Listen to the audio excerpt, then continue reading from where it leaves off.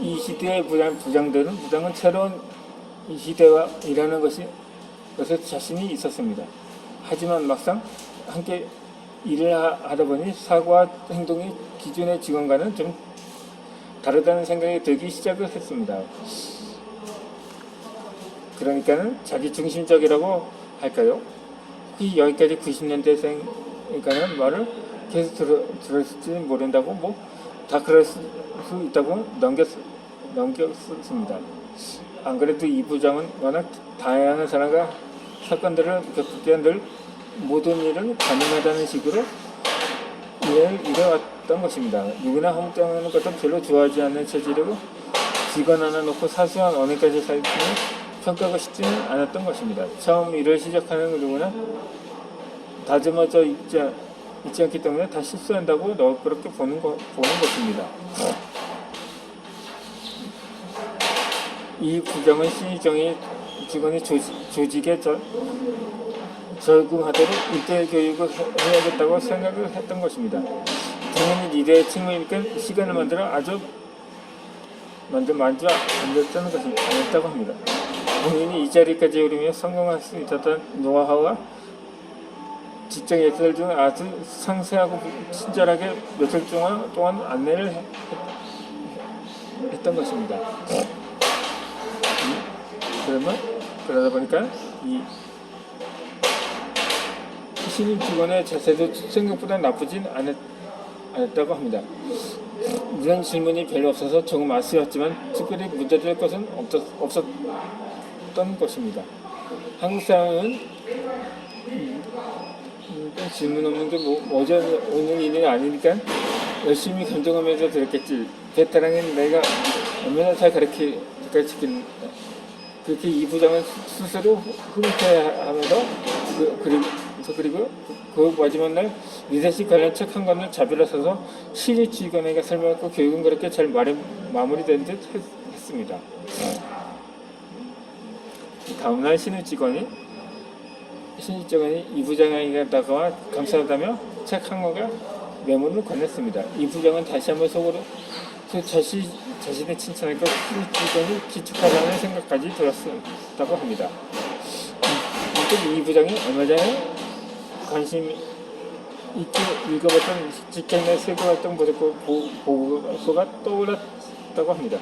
이 직장인자 부분이 삶의 차이를 느낀다고 했고 20대와 30대의 체감자는 약 각 50% 내외만 한다면 40, 50대는 70%에 가까워서 밑에 들어갈수록 커진다고 했는데 좀 과장된 것이 모르고서 아닌가 나랑은 전혀 맞지 않으니 말이라고 웃어 넘겼다는 거죠.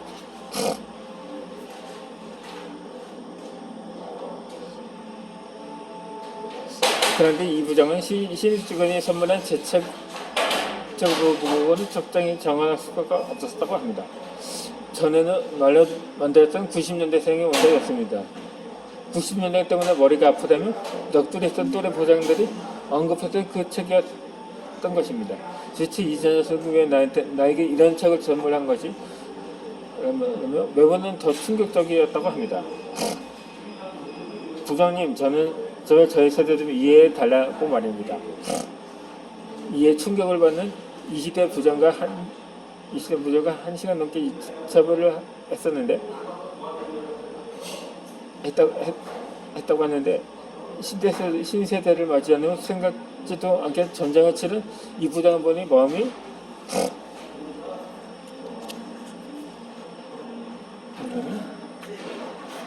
마음이 짠했다고 합니다.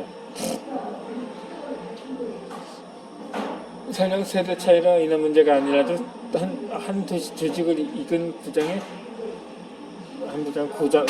고단한 삶에 충분히 공감할 수가 있었던 것입니다. 그렇게 이 부장은 소위 상명하복의 시절을 살아왔지만 고리타분한 전통과 인습을 고집하는 부류의 리더는 결코 아니었던 거죠. 다시 말해서 꼰대라고 불릴 이유가 전혀 없는 사람이었던 것입니다. 직원의 성장을 돕기 위해 이런저런 조언을 하는 것이 지금 이 시대에 맞지 않는 것인가 하고 말입니다. 그리고는 직원에게 업무 지시만 결과는 기자되는 것이 미덕인가 하는 물음에 무엇을 가르치고 무엇을 가르치지 말아야 하는 것인가 하면서 이런 것들이 바로 현재 70년대생 리더들에게 쓰레기처럼 밀려오는 고민거리라는 것입니다. 이 많은 미디어가 90년대생의 행동을 연구하고 분석하고 있습니다. 더 정확히 말하자면 90년대생만 감쌉니다.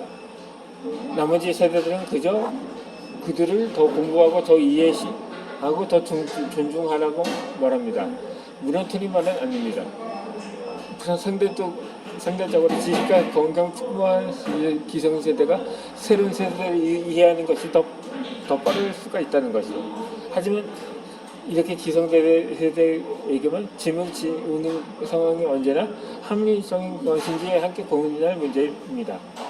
무조건 이해하라고 강요하는 것만 자체가 새로운 세대는 모두 옳다는 잘못된 인식을 심어줄 수도 있다는 것입니다.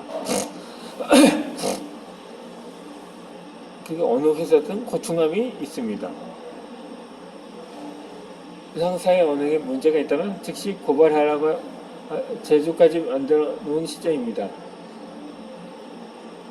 이 고충함에 진정 고충함이 들어있을까요? 그저 자기 마음에 들지 않는 사람들 이름만 쏙 뽑아 넣어두지는 않았나 싶습니다.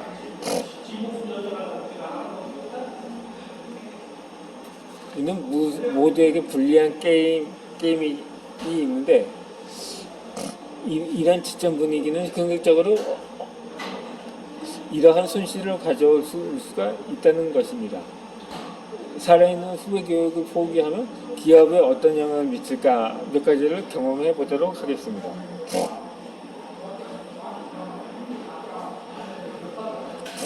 이 고참의 경험담은 라떼르 평가자에 대해서 이전 말해서는 안 될 근기어가 되었습니다. 많은 70년대생 리더들이 이전 무슨 말이든 입을 열기가 겁난다고 하소연합니다. 목구멍까지 잔소리가 차올라도 과연 어떤 반응, 어떤 표현으로 되돌아올지 두려워 멈춘다고 합니다. 물론 여기서 분명한 건 하나 있습니다. 무용담처럼 공치사처럼 전번에 언급되는 라떼는 공감대를 형성하지 못하기에 기성세대는 반성할 필요는 있습니다. 솔직히 후배들에게 경험담을 이야기하다 보면 본의 아니게 드라마를 연출하게 됩니다. 하지만 이런 말과 행동은 존중받고 싶은 인간의 본성에 기인한 것임을 알아야 합니다. 지금의 90년대 세상이 그 자리에 가면 역시 반복할 것이며 틀림이 없는 것입니다. 얼마 전 친한 후보의 대화를 하다가 재미있는 이야기를 들었습니다. 90년대 회사 후배 일인데요. 평소 또래들끼리 모여 자기 부서 임원을 꼰대라며 그렇게 짓담을 했거든요. 그런데 어느 날 복도를 지나다 보니 새로 들어온 후배가 자기 무용담을 늘어놓고 있는 거 아니겠어요? 얼마나 웃음이 나오든지 90년대생이 벌써 꼰대가 있을지 뭐라고 말입니다.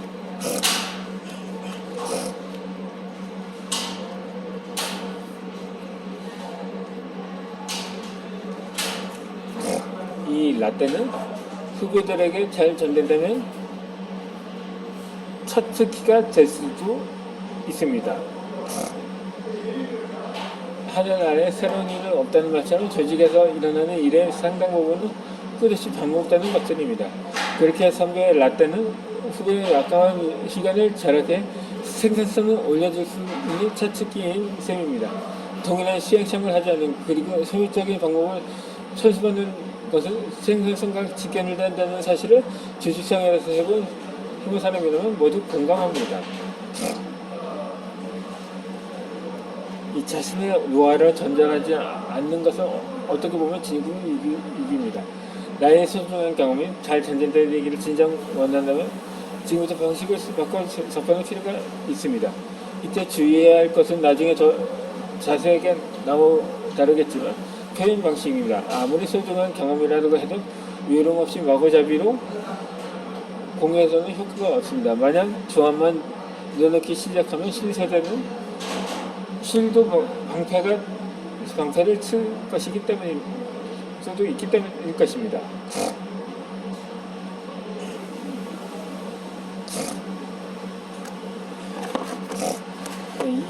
앞서 제가 뭐 저출산에도 뭐 키즈 채널이 구독자 수가 많은 이유에 대해서 그것도 물론 70년대생과 90년대생 격차보다는 조금 더 나이 더 격차가 나는 그 세대가